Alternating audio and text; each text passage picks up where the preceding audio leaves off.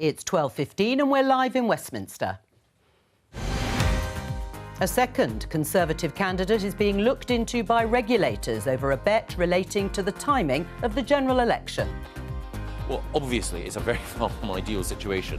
This candidate should be suspended. Comes amid more dire polling for the Conservatives and the Prime Minister, and other leaders having to face the Question Time audience tonight.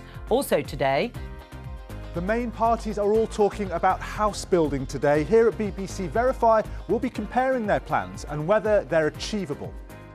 And I'm at a climbing centre in Sheffield, finding out what young voters make of the election so far. joining us today, Conservatives, Sir Charles Walker, Shadow Treasury Minister James Murray, Liberal Democrat Deputy Leader Daisy Cooper and former Conservative advisor Mercy Muroki. This is Politics Live Election 2024.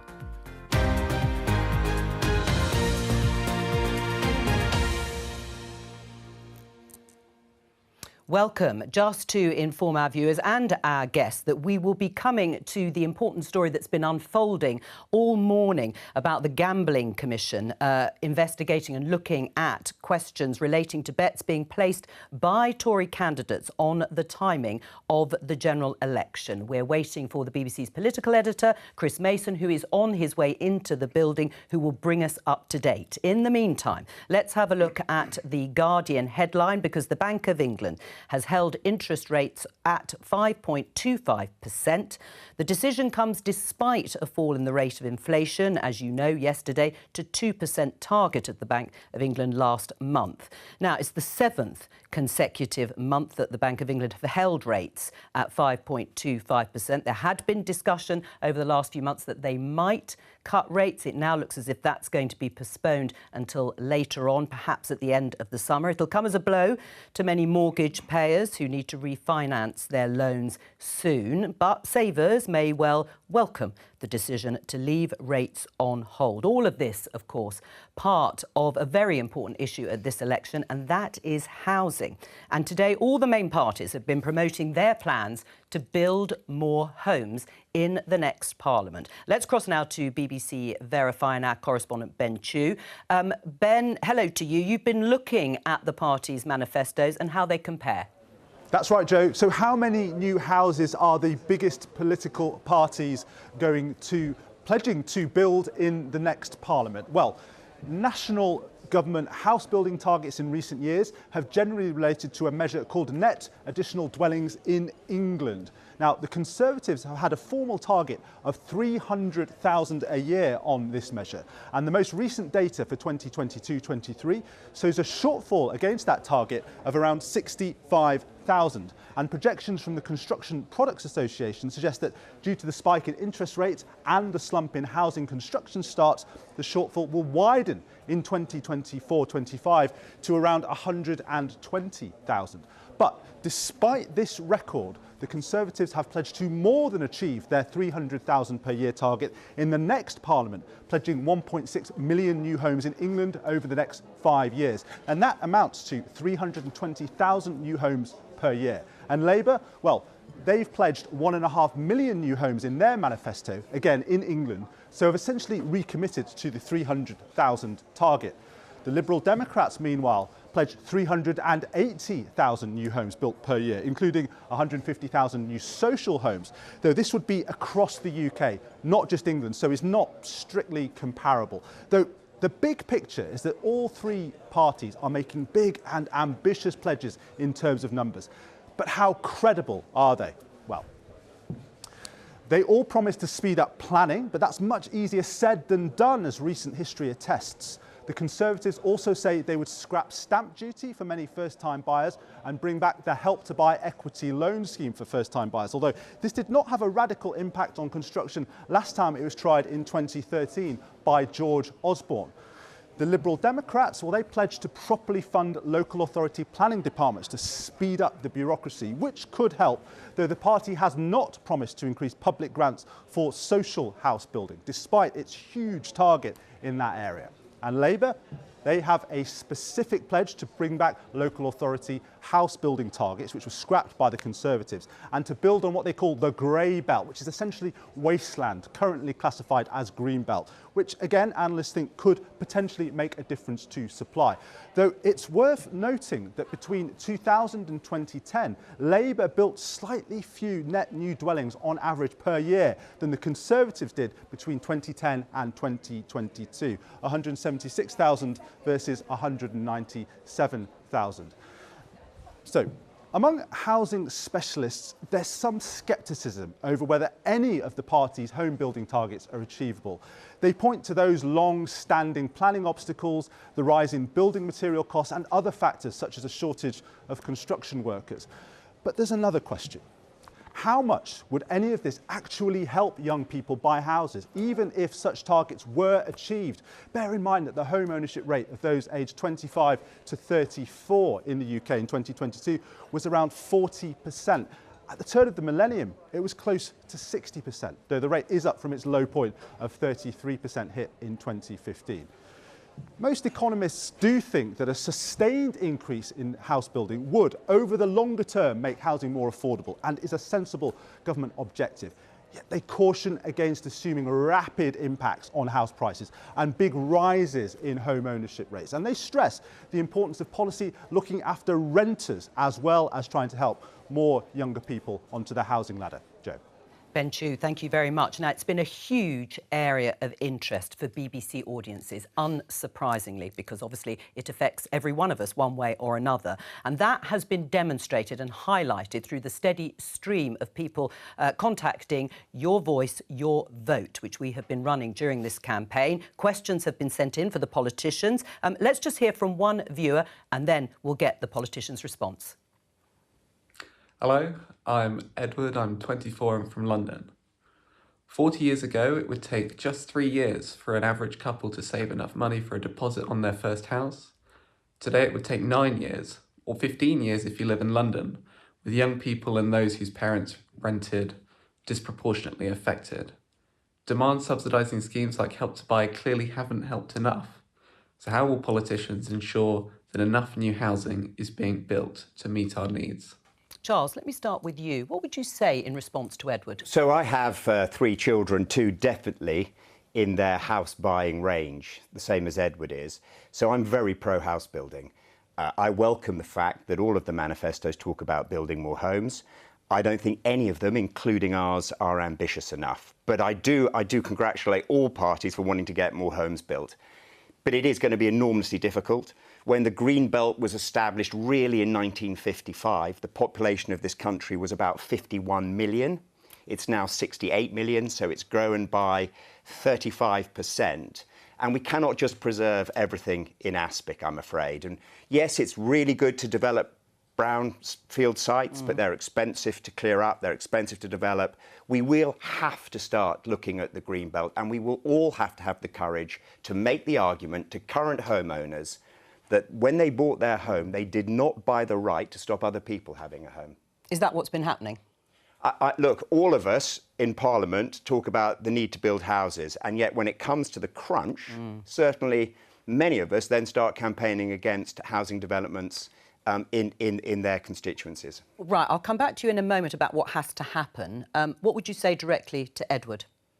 What I'd say to Edward is that the experience he's having is one that lots of people right across the country are having. He's not alone in that. This is a problem facing people, yes, in London, but also in other places right across the UK. And what we need to do is have a plan to tackle it. And that's why we've been really focused, not just on the target, but also how do we get there? So how do we get there? By reintroducing the housing targets, by strengthening planning departments, but also by helping to make sure that we've got a mortgage guarantee scheme for first-time buyers to help them get on the property ladder, and at the same time reforming private renting. Because I don't know Edward's circumstances, but I guess a lot of people like him will be stuck renting privately. And when they're renting privately for a long time, it's hard to put away a deposit. They lack security. Sometimes have poor conditions. So that needs attention too. Right. Daisy, what would you say directly to Edward? Well, look, our planning system is completely broken. And at the moment, we have a top-down planning system that doesn't deliver the homes that we desperately need, but does destroy swathes of the green belt. And so what I would say to Edward in particular is, first of all, we need to tackle the affordability problem in our housing market. And we do that by building 150,000 social homes per year. What we would like to see is for local councils to have more powers to regulate existing housing stock. So in my area, for example, we have the absurd position where really big freeholders can own 20, 30, 40, 50 flats, and they use them all as Airbnbs, and they're taken out of the market for young people and young families to either rent or buy.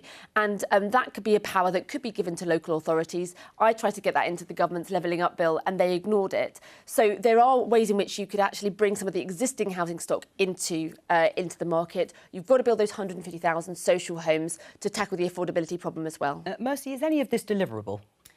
Well, all parties seem to be promising roughly the same thing, and I think, Charles said it, it's not ambitious enough, really. And for me, as one of the young people who fit into that bracket, it is about affordability. Now, I'm lucky enough that I managed to, because of a sort of series of lucky circumstances, buy my own house 2 years ago.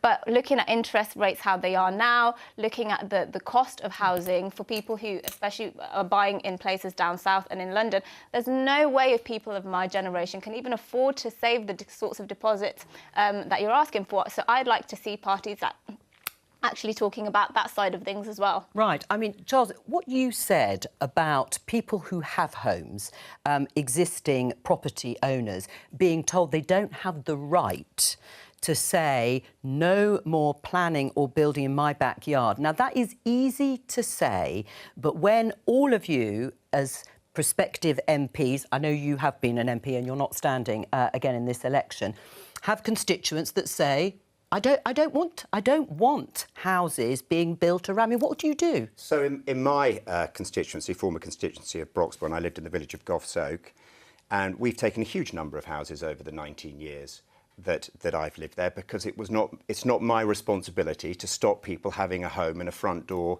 to call their own. Indeed, villagers would email me saying, Charles, we want you to oppose this development. And I would say, look, as a matter of course, planning is for the local authority.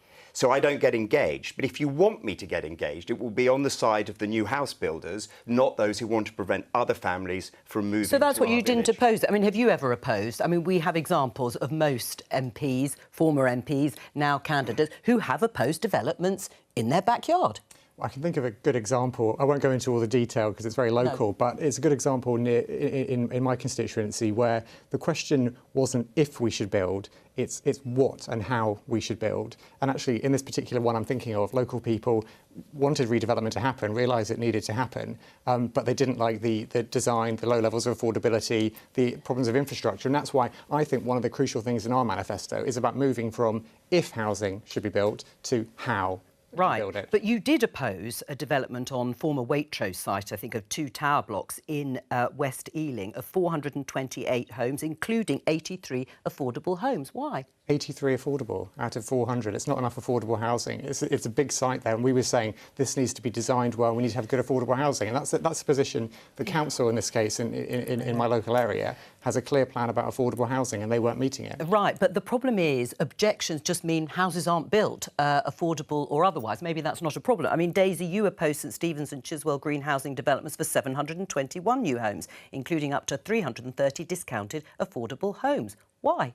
I can tell you very specifically on that case, because that case was being considered when the government was reviewing its national planning policy framework. The government was promising to bring in protections for greenbelt sites, and I requested the Secretary of State to call in that application pending changes in the national planning policy framework. It then turned out that the government didn't put extra protections in for the greenbelt, and he gave the go-ahead to that site on that basis. So actually, there was a legitimate reason to say... But Daisy, you will understand that politicians sit here and always say, there's a particular reason for me objecting to this planning application. There's a particular circumstance why it can't happen, and that's why not enough homes have been built. Part of the problem here is the planning system puts all the power in the hands of the developers, and it doesn't put power in the hands of communities. And there are communities around the country who feel as though planning and house building is being done to them and not with them. And when the infrastructure doesn't come, people just see huge numbers of houses, but without the GPs, without the school places, without without the additional infrastructure in the roads, and that's part of the problem. So if you had a community-led development system where you work with communities to identify what houses you actually need, not just the demand, but the houses you need, then there are examples around the country where that works well and where communities are in favour of building the right homes. Charles? To be honest, the other thing we need to do is we need to address the education system. We need to get more children, more youngsters into vocational courses where they learn to house build. We have a further education college in my constituency where I was looking at, I think, NVQ level 2 bricklayers 2.5, 3 years ago, who were starting on £200 a day laying bricks. There is huge opportunity for youngsters in the building trade, and we need to make it a more attractive, and we need to explain to them the opportunities that reside within it. Right. James? If I can just come back on this, because I think actually the examples that I'm thinking of in my constituency are really good examples of how we should approach things better, because in this case the local council, you know, has a draft, a local plan which says what densities can go on what sites, how it should be designed, the level of affordable.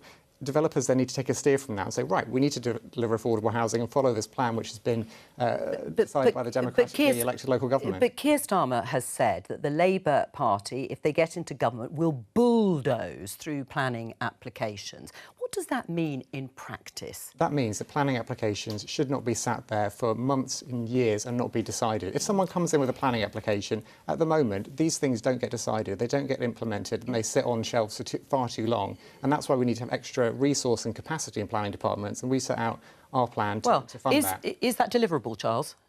Look, I think it's very difficult. So when members of Parliament get elected, new members of Parliament and returning members of Parliament, doesn't matter what party they are, if they've won a seat or not, they will be captured by vested interests. And they've got to have the courage to say, no, actually, it is my duty to get houses built for your children and grandchildren. And you know what? It's a difficult conversation to have, but you're respected when you have it. Right. I mean, in terms of deliverability, we heard there from my colleague Ben Chew saying even if you build the numbers of houses that all the three main parties are talking about, it won't necessarily lead to a drop in prices, desirable or not, or a huge surge in terms of house ownership.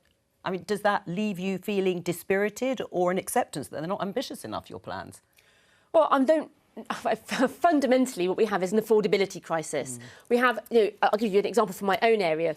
We've got a lot of people who are living in overcrowded homes, and we have a desperate need for 3- and 4-bed homes in and around the area where I live. But you have people living in 1- and 2-bed flats where it's overcrowded, and yet you have developers who are building 6- and 7-bed executive homes, which are not the homes that we need, and they're not the homes that local people can afford. Right. I don't know how you stop that. I mean, St Albans is one of the most expensive areas outside of London. Are you going to tell your constituents, if you're re-elected, I'm campaigning to bring house prices down by building more homes here?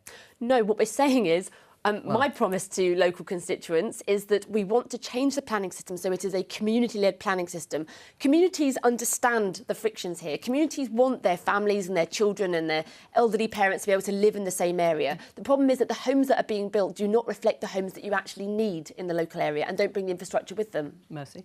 Well, I am sitting here listening to everybody, and I think these are the conversations that have been taking place during every election, and the public, what the public will be hearing are things being rehashed that they've been told by every politician of every colour for years.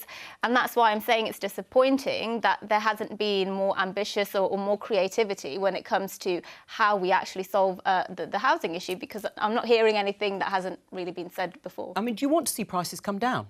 Is that what's needed? That prices across the board, not immediately, over time, that you build so many homes, prices come down, your kids can afford. But the market, to some extent, will dictate that. It's not a question about we want to see prices coming down. I'm a capitalist. I want to see... I know there's absolutely, I believe, in a mixed model, social, affordable, shared ownership, but I'm a capitalist. I want to see young people have a stake in this country, in society, a capital stake. And the best and quickest way of doing that is through home ownership.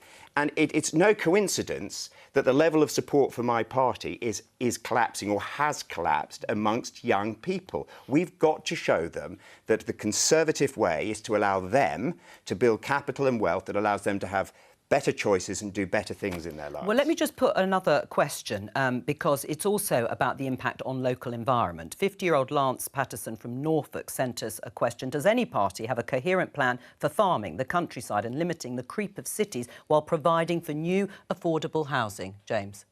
Well, I think that speaks to the question about Greenbelt. And what we've said in our manifesto is that we want brownfield first. We want to make sure that brownfield is always the first option for building new homes, but that local leaders should be looking at what land they're using for their housing capacity in the future. And in some cases, that might involve declassifying what we're terming grey belt. So this is very poor quality green belt. Sometimes it's already built on, it's already paved, hard surfaced and so on, and potentially putting in other areas which are proper green belt into the mix. And this is a way of making sure that the land supply is there in local areas. Because if I just give you one example, there was a case in the southeast where, because of the planning designation, they built on a playing field rather than a car park, because the car park happened to be defined as green belt and the playing field wasn't. And that just seems wrong.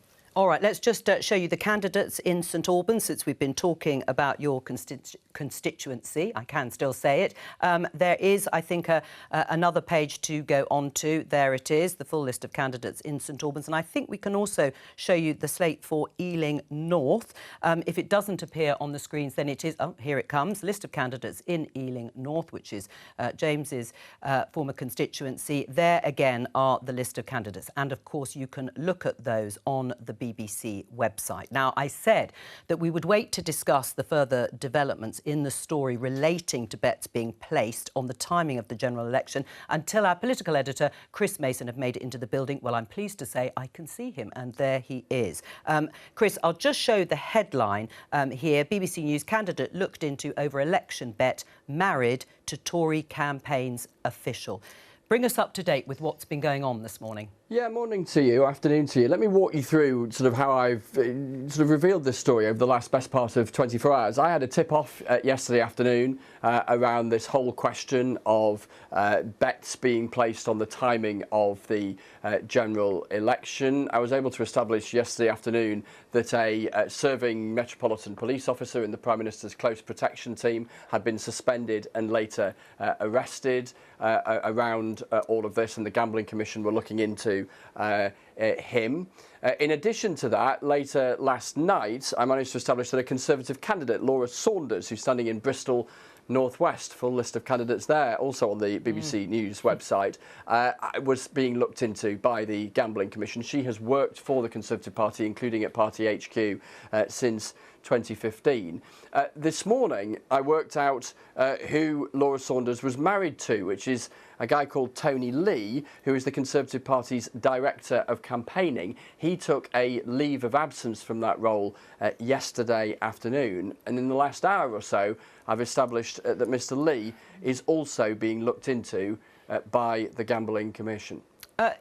They've talked about inquiries into a small number of individuals. Now, I don't know what one's definition is of a small number, but does that imply that there are others who may be questioned as part of this? I think it leaves open the possibility that there may be others. I don't know of any others, to be clear, and I should say, in the interests of fairness and sort of journalistic transparency, we have approached all of those involved, Laura Saunders and Mr. Lee, both directly and via the Conservative Party for comment, and they haven't commented. The Conservative Party has acknowledged publicly that the Gambling Commission had approached them about some cases, and they have left it for the Gambling Commission to complete their work before what I suspect will be kind of human resources related things that the party themselves will do after that. Right. Stay with us, Chris, because there's more to discuss. But Charles,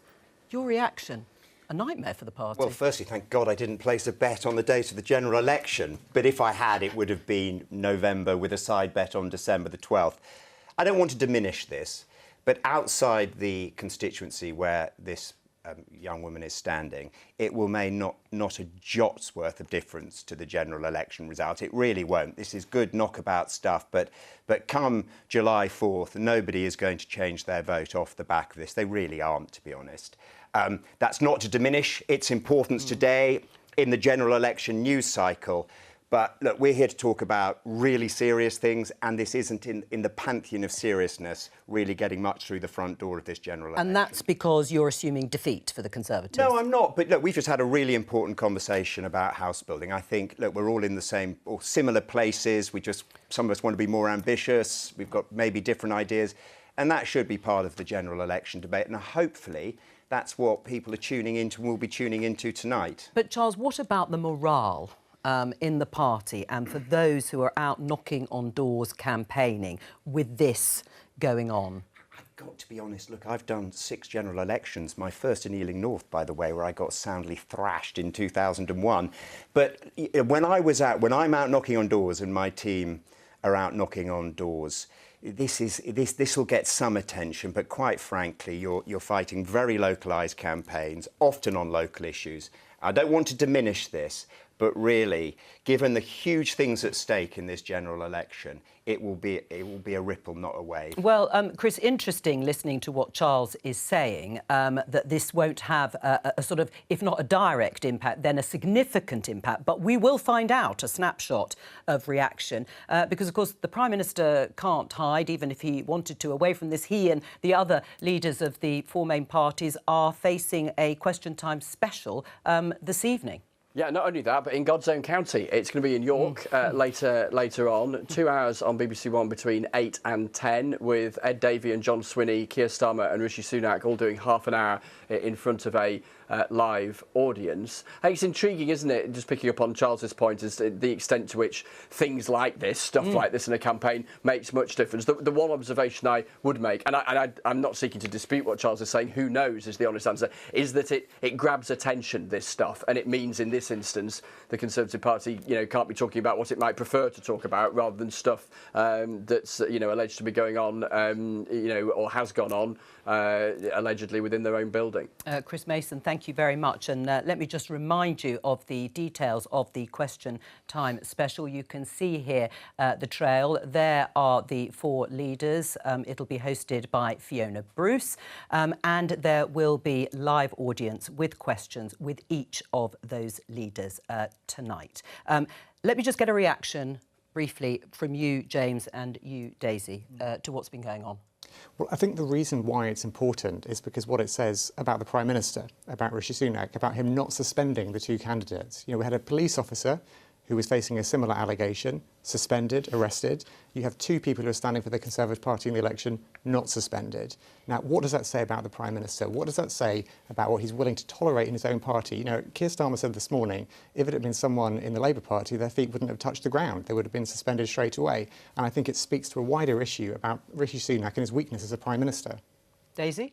Well, these clearly are very worrying revelations, and of course the Prime Minister should suspend the candidates and also needs to come clean about how many cases have been raised with him and suspend anybody else who may be facing those inquiries. But I think, to challenge Charles's point, people may not remember the specifics of what's been reported today, but it is part of a broader drumbeat, isn't it, that the Conservatives day after day are having a bad campaign, that this is of course a parliament within which the Conservative Party took a wrecking ball to standards in public life. We had the Partygate episode where it was one rule for them, one rule for everybody else, and it just feeds into that narrative that this is a party that is out of touch, that thinks that it is one rule for them and one rule for everybody else. Do you want to respond, Charles? Well, look, it's not ideal, is it? But the lovely thing about not being a combatant is that I can step back from heaping opprobrium on someone who may well have made a very serious mistake and they're bitterly regretting it.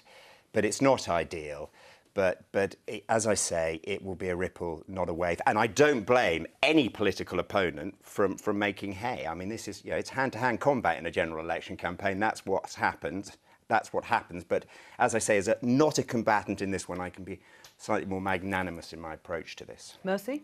Yeah, actually, I've written in today's Sun about the declining standards in public life, and we've seen, I think, over 15 suspensions since the last general election, suspensions from parliaments for MPs, not just Conservative MPs. There's clearly been something going terribly wrong, not just with elected MPs, but with candidates. We've already seen Keir Starmer having to suspend a candidate over some dodgy pro-Russian tweets. We've seen candidates from Reform having questions around things they've said. One candidate had, I think, tweeted something in support of Hitler. So when the public looks at politicians, whether they're elected or whether they're standing to be elected, what they see is people who just aren't very good, people who aren't necessarily worthy of representing the country. And I think it's no surprise at all that trust in politicians is lower than ever before, and people don't trust politicians to tell the truth, and they don't trust government as a whole. So I would hope, you know, whoever ends up being the leader of the governing party, or whoever ends up being the governing party,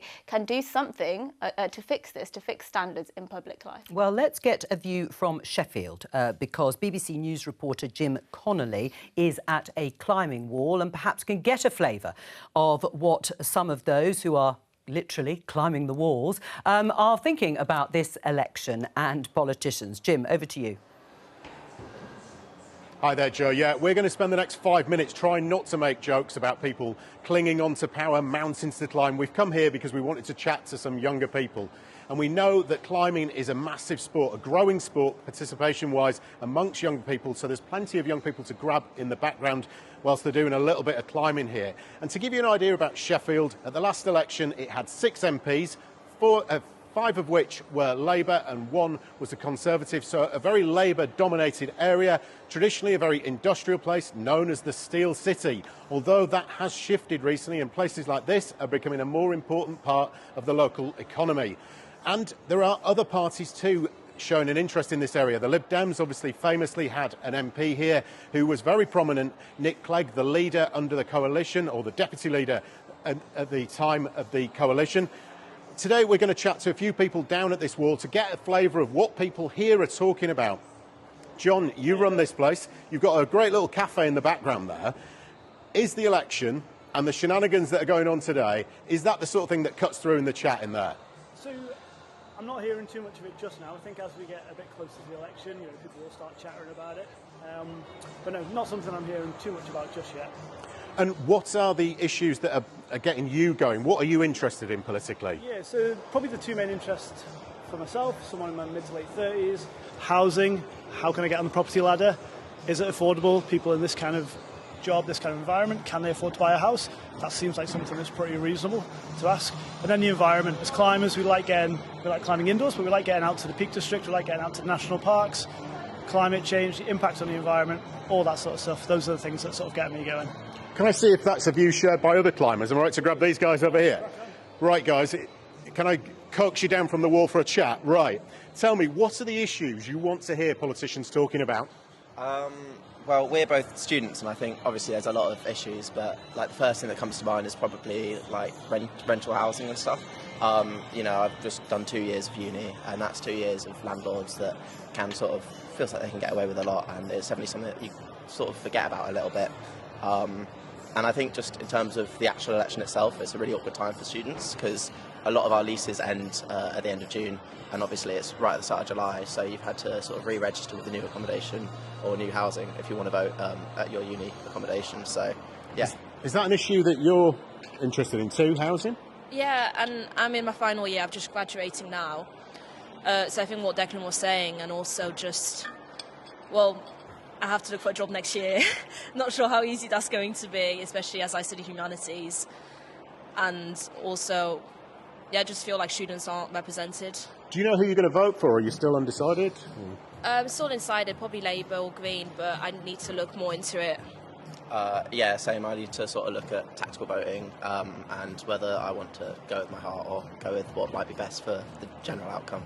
Yeah. G, you were climbing up in the background. What are the issues that you're thinking about? I say personally, and I think I probably speak for a lot of people within my age range anyway, I'm 30 plus, renting, mortgages, it's all really difficult at the moment. What's your personal situation? My personal situation at the moment is a bit of a sticky one. So we've not really had any protection as somebody who rents. So we've got a month to move out of our place. We're currently in between places. Luckily we have a camper van. But we're not in a position where we can just pick up a rental. That's £1,000 a month. We've got 2 dogs. So it's a bit of a tricky one, and mortgages aren't easy to come by. So for us personally, I think that that's a really important thing to be considering. Do you think the politicians are connecting with people like you? I don't. I can't Are you excited say at all? That. I mean, I'm psyched to see some change, that's for sure. It's about time. Well, Jo, that's just a little snapshot of what people here at the Climbing Wall are saying in Sheffield. As we say every time, this is just a flavour. It can't be representative of all of Sheffield. And if you're interested in who's standing across the city, there's a full list at the BBC News website. Oh, Jim, thank you very much. We don't need to reprise the housing discussion we've had, but just as a sort of reaction to what you heard there, Mercy. Yeah, it's very unsurprising. I mean, young people, all they want to do really is find a decent job, earn a decent living and be able to rent somewhere affordable or buy their own house, and they haven't been able to do that. We saw those figures for young home ownership down to 40%.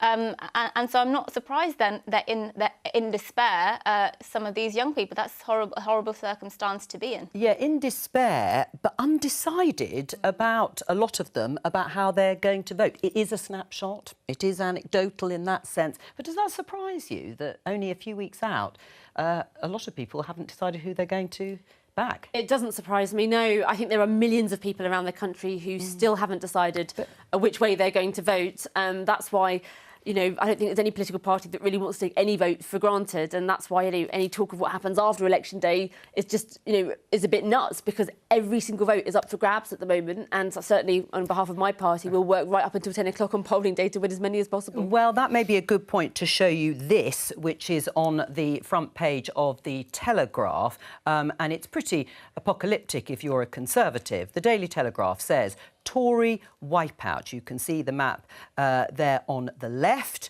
dominated by blue, turning to red, a red wave.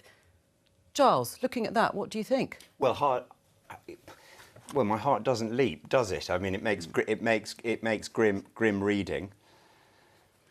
Yeah, I thought we would be performing better this far into the campaign. I really did. I thought that the gap would be closing. I still think the gap will close. I think we have to do significantly better than that. I'm still in it to win it.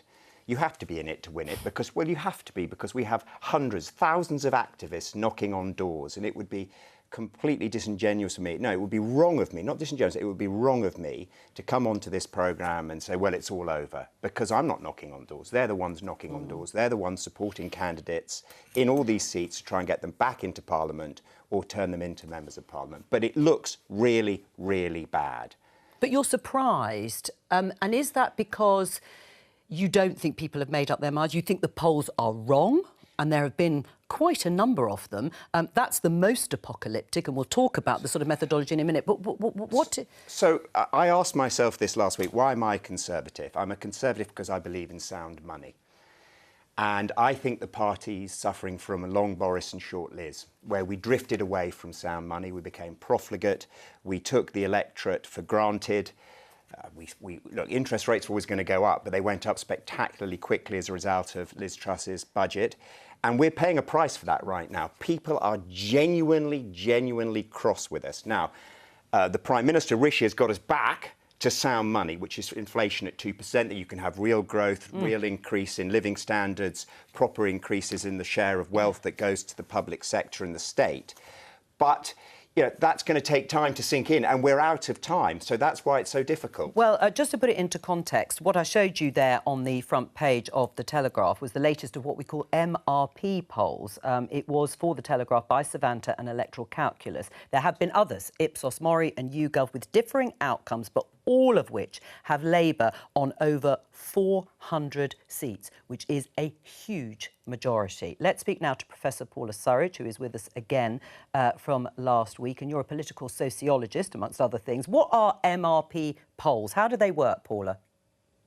So they work by taking a much bigger sample than a normal opinion poll, so that you can work out how particular types of voter are changing. So they look, for example, at a young female voter in the southwest, and then what they will do is, once they've found out how all those little groups vote, those much smaller groups vote, they project that into the constituency. So they look at how many young female voters there are in a constituency, for example. There's many more variables than that go into it, but that's the basic idea.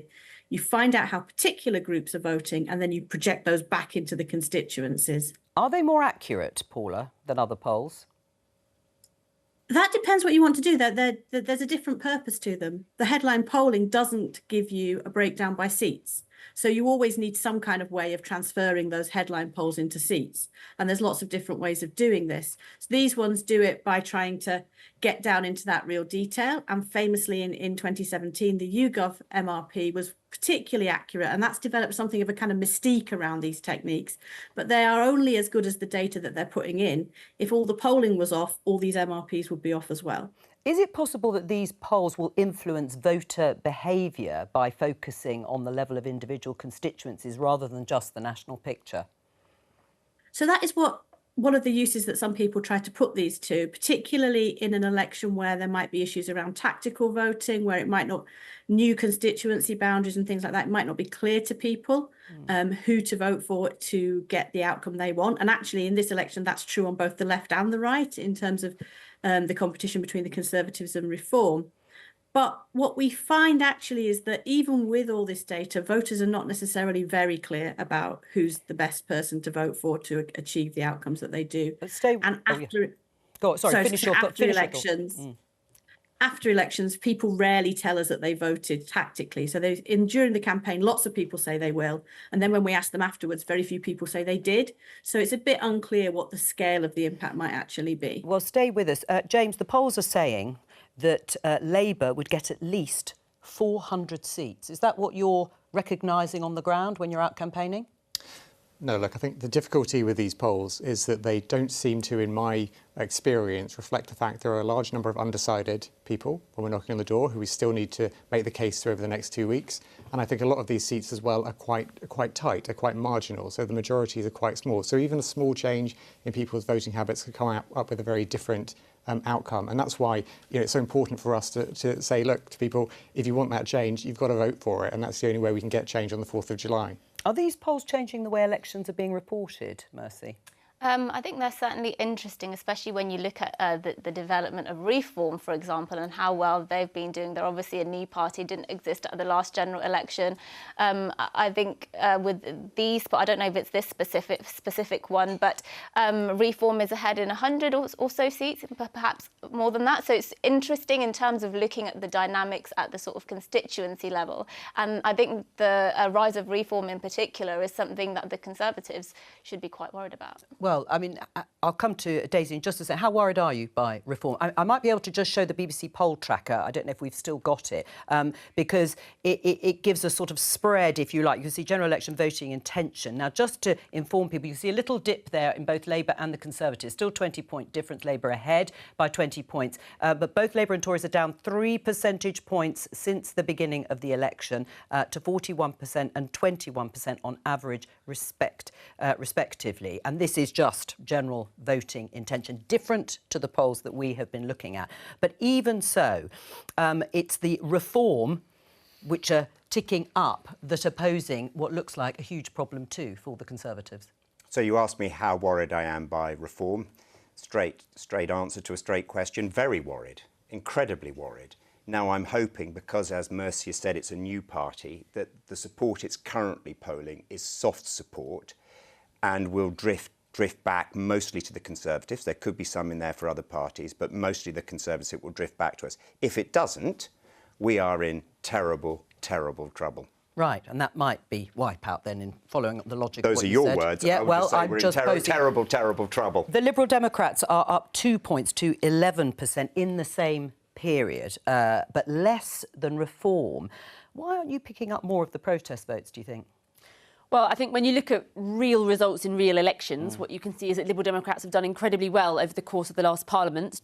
We had those 4 stunning by-elections, we did really well in local elections, and we're winning in those places critically where we're in second place to the Conservatives. I think what the polls often hide is the question of, who do you not want to vote for, and would you be willing to vote tactically? And actually, there are many places across the country where the Liberal Democrats are the key challengers to the Conservatives. People are prepared to vote tactically to oust the Conservative MP. Paula, thank you very much for joining us today. I'm sorry we haven't got time to go back to you, because that's all we have time for today. Thank you to all of my guests for joining me, and I'll be back with more Politics Live at 12:15 here on BBC Two and at the iPlayer. So please keep me company tomorrow. But from all of us here, have a very good afternoon. Bye.